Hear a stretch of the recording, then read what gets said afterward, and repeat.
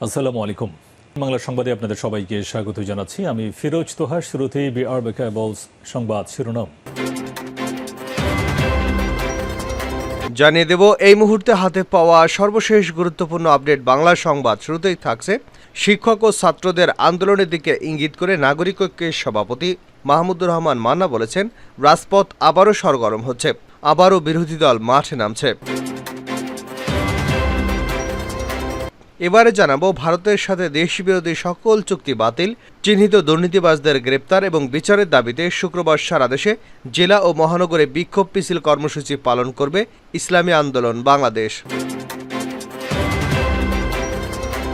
জানাবো পাবনার ঈশ্বরদী উপজেলায় প্রাইভেট কার নিয়ন্ত্রণ হারিয়ে গাছের সঙ্গে ধাক্কা লেগে ৫ তরুণ নিহত হয়েছে।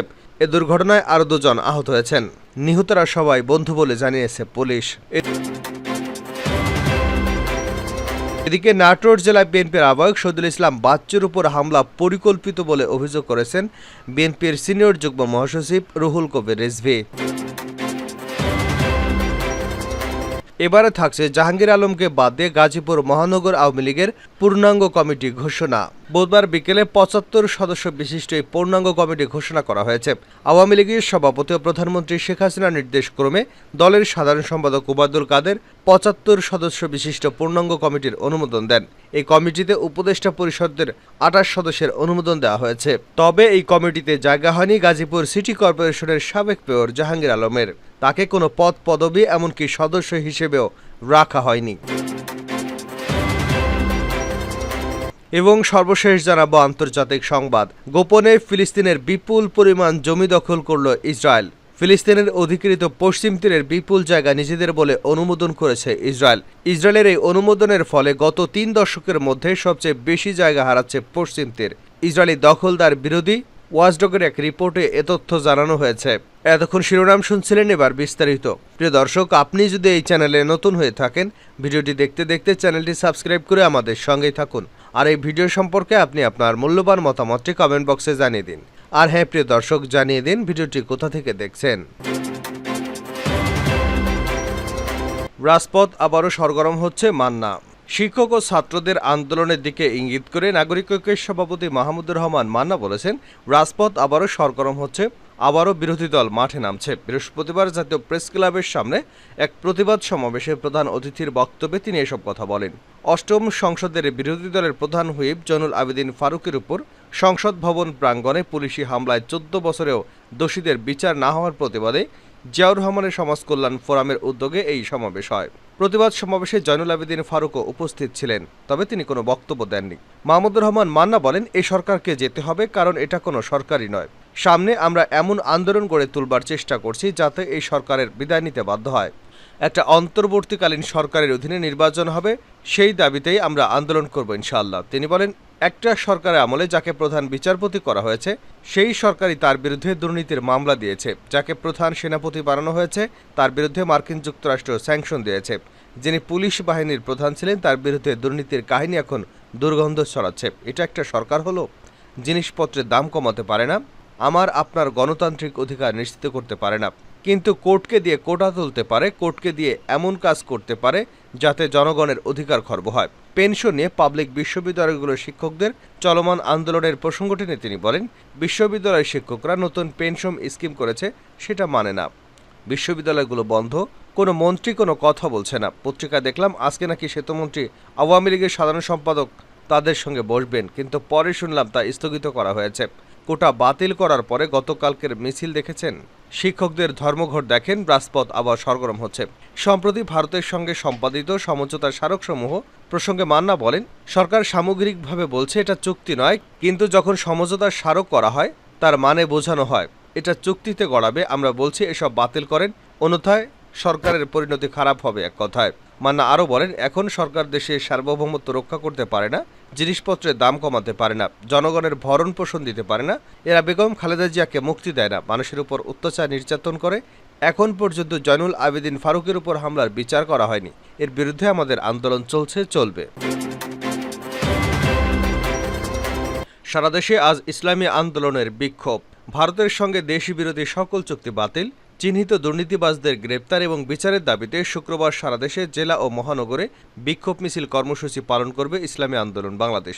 সম্প্রতি প্রধানমন্ত্রী শেখ হাসিনার ভারত সফরে যেসব চুক্তি হয়েছে তাতে দেশের স্বার্থ নেই দাবি করে গত ২৭ জন রাজধানীর ডিপ্লোমা ইঞ্জিনিয়ার্সে অনুষ্ঠিত দলের থানা প্রতিনিধি সম্মেলনে এই কর্মসূচির ঘোষণা করেন ইসলামী আন্দোলনের আমির মুফতি সৈয়দ মোহাম্মদ রেজাউল করিম পীর সাহেব চরমোনাই।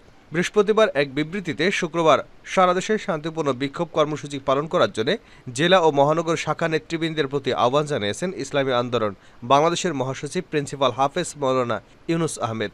ভারতের সাথে দেশ বিরোধী সকল চুক্তি বাতিল এবং চিহ্নিত দুর্নীতিবাজদের গ্রেপ্তার ও বিচারের দাবিতে ইসলামী আন্দোলন ঘোষিত কর্মসূচির অংশ হিসেবে শুক্রবার বাদ-জুমা রাজধানীর বাইতুল মোকাররম মসজিদের উত্তর গেটে সংগঠনের ঢাকা জেলা দক্ষিণের উদ্যোগে বিক্ষোভ মিছিল অনুষ্ঠিত হবে। ঈশ্বরদীতে প্রাইভেট কার নিয়ন্ত্রণ হারিয়ে ৫ বন্ধু নিহত। পাবনার ঈশ্বরদী উপজেলায় প্রাইভেট কারে নিয়ন্ত্রণ হারিয়ে গাছের সঙ্গে ধাক্কা লেগে ৫ তরুণ নিহত হয়েছে। এ দুর্ঘটনায় আরও ২ জন আহত হয়েছেন। নিহতরা সবাই বন্ধু বলে জানিয়েছে পুলিশ। পাকশী হাইওয়ে থানা ভারপ্রাপ্ত কর্মকর্তা বেলালুদ্দিন জাহাঙ্গীর বাংলা নিউজকে জানান, রাতে ঈশ্বরদী থেকে বেপরোয়া গতির একটি প্রাইভেট কার পাবনা দিকে যাচ্ছিল। পথে দাসুরিয়া পাবনা মহাসড়কের কালিকাপুর পাবনা চিনিকলের সামনে গেলে নিয়ন্ত্রণ হারিয়ে গাছের সঙ্গে ধাক্কা লেগে প্রাইভেট কারটি দুমড়ে মুচড়ে যায়। এতে ঘটনাস্থলেই ৩ জনের মৃত্যু হয়।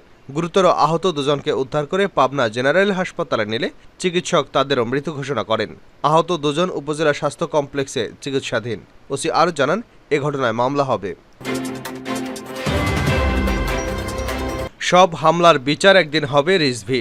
নাটোরের জেলা বিএনপির আহ্বায়ক শহীদুল ইসলাম বাচ্চুর উপর হামলা পরিকল্পিত বলে অভিযোগ করেছেন বিএনপির সিনিয়র যুগ্ম মহাসচিব রুহুল কবির রিজভী। হুঁশিয়ারি উচ্চারণ করে রিজভী বলেন, বিরোধী দলের নেতাকর্মীদের রক্ত দেখতে প্রধানমন্ত্রী খুব ভালোবাসেন, তাই তার নির্দেশে এমপি শিমুল এবং তার বাহিনী এই ন্যাক্কারজনক হামলা করেছে। সব হামলার বিচার একদিন হবে। বৃহস্পতিবার ঢাকা মেডিকেল কলেজে চিকিৎসাধীন বাচ্চুকে দেখতে গিয়ে চিকিৎসকদের কাছে এমন অভিযোগ করেন রিজভী। তিনি বলেন, আহত বাচ্চু নাটোর জেলা বিএনপির প্রধান নেতা, তার উপর বর্বর হামলার তীব্র নিন্দা জানাচ্ছি। এ সময় আহত বাচ্চুর পরিবারের প্রতি সমবেদনা জানান রুহুল কবির রিজভী। শেষ করছে আন্তর্জাতিক সংবাদে। গোপনে ফিলিস্তিনের বিপুল জমি দখল করল ইসরায়েল। ফিলিস্তিনের অধিকৃত পশ্চিম তীরের বিপুল জায়গা নিজেদের বলে অনুমোদন করেছে ইসরায়েল। ইসরায়েলের এই অনুমোদনের ফলে গত ৩ দশকের মধ্যে সবচেয়ে বেশি জায়গা হারাচ্ছে পশ্চিম তীর। ইসরায়েলি দখলদার বাহিনী ওয়াচডগের এক রিপোর্টে এ তথ্য জানানো হয়েছে। বৃহস্পতিবার দ্য গার্ডিয়ানের এক প্রতিবেদনে এ তথ্য জানানো হয়। সংবাদ মাধ্যম জানিয়েছে, ইসরায়েল পশ্চিম তীরে ৩,১৩৮ একর জমি নিজেদের বলে অনুমোদন দিয়েছে। ১৯৯৩ সালের অসলো চুক্তির পর এবারই সবচেয়ে বেশি ভূখণ্ড নিজেদের করে নিল ইসরায়েল। অসলো চুক্তিতে বলা হয়, ধীরে ধীরে ইসরায়েলি বাহিনী গাজার পশ্চিম তীর থেকে সরে যাবে, কিন্তু বাস্তবে এই চুক্তিকে থোড়াই কেয়ার করছে না ইসরায়েল। প্রায় প্রতি বছর ফিলিস্তিনিদের কাছ থেকে ইসরায়েলের দখল করা জমি নিজেদের বলে অনুমোদন করে আসছে দেশটির কর্তৃপক্ষ। ইসরায়েলি অধিকার সংস্থা পিস নাও নতুন ভূখণ্ড অনুমোদনের বিষয়ে একটি বিবৃতি দিয়েছে। এতে বলা হয়েছে, পশ্চিম তীরের বেসামরিক ইস্যুগুলো নিয়ে কাজ করা ইসরায়েলি সেনাবাহিনীর সিভিল অ্যাডমিনিস্ট্রেশন বিভাগ গত ২৫ জুন নতুন ভূখণ্ডের অনুমোদন দিয়েছে। তবে গতকাল পর্যন্ত বিষয়টি প্রকাশ করা হয়নি।